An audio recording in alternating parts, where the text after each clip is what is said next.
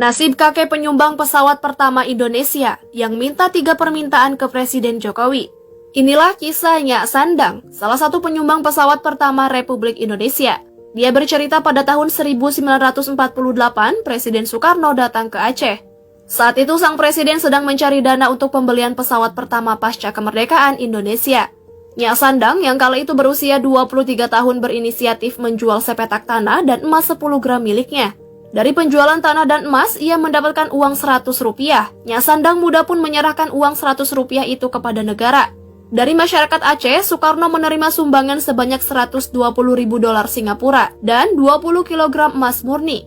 Dengan uang tersebut, Presiden Soekarno membeli 2 pesawat yang masing-masing ia beri nama Seulawah R1 dan Seulawah R2.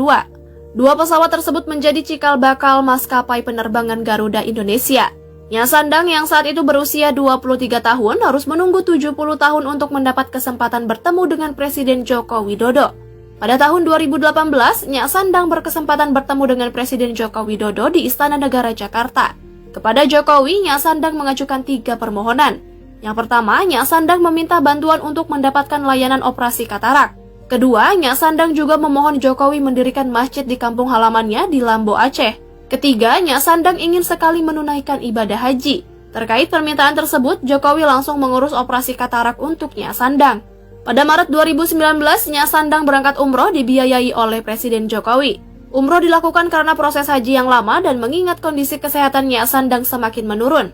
Sementara, masjid yang diminta oleh Nyak Sandang telah selesai dibangun dan sudah bisa digunakan sejak Juni 2022.